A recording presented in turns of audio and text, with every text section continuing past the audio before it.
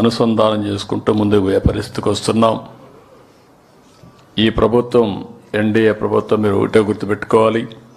నేను కానీ మిత్రుడు పవన్ కళ్యాణ్ గారు కానీ బీజేపీ తరపున నరేంద్ర మోడీ గారు కానీ ఈ దేశం బాగుండాలి, ఈ రాష్ట్రం బాగుండాలి, ప్రపంచంలో భారతదేశం అగ్రస్థానంలో ఉంటే, భారతీయులు అగ్రస్థానంలో ఉంటే వాళ్ళని లీడ్ చేసే శక్తి తెలుగు జాతికి ఇవ్వాలని ఈ ఉగాది సందర్భంగా సంకల్పిస్తున్నాను.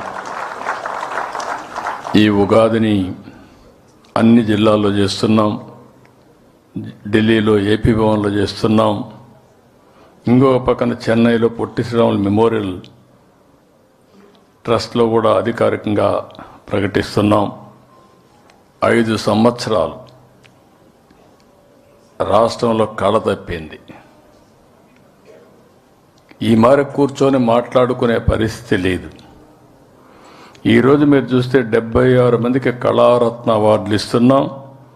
100 మందికి ఉగాది పుష్కరాలు ఇస్తున్నాం.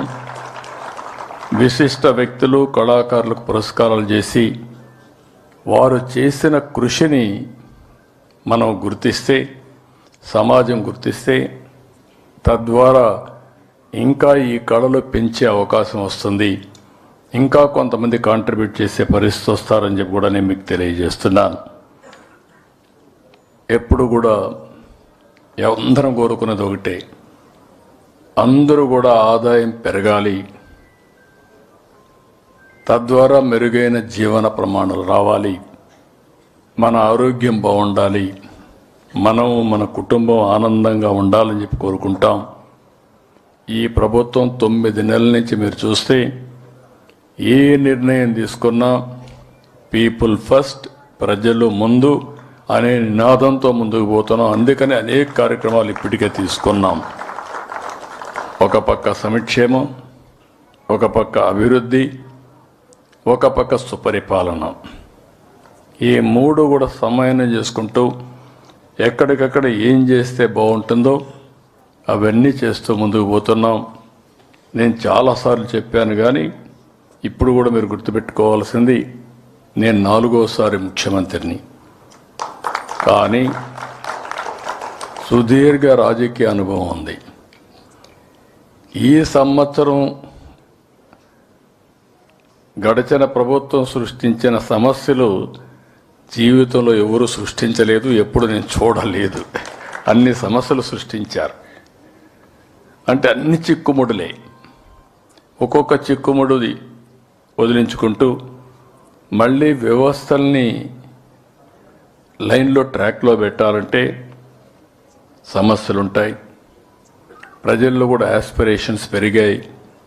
ఆ యాస్పిరేషన్ తగినట్టు ముందుకు పోవడం కోసం ప్రయత్నం చేస్తున్నాం.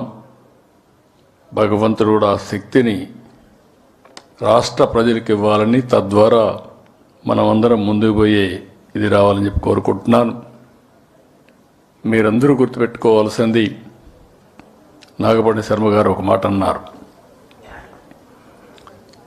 ఆదాయం వస్తుంది, అదే మాదిరిగా కష్టపడకపోతే ఏది రాదు.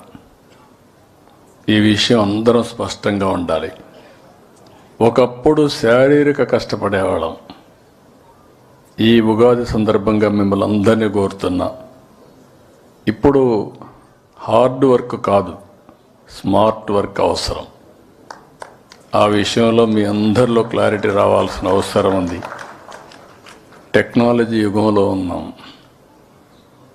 ఒకప్పుడు హైటెక్ సిటీ కట్టాను, ఐటీని ప్రమోట్ చేశాను. ఇన్ఫర్మేషన్ టెక్నాలజీ తెలిసేది కాదు చాలామందికి.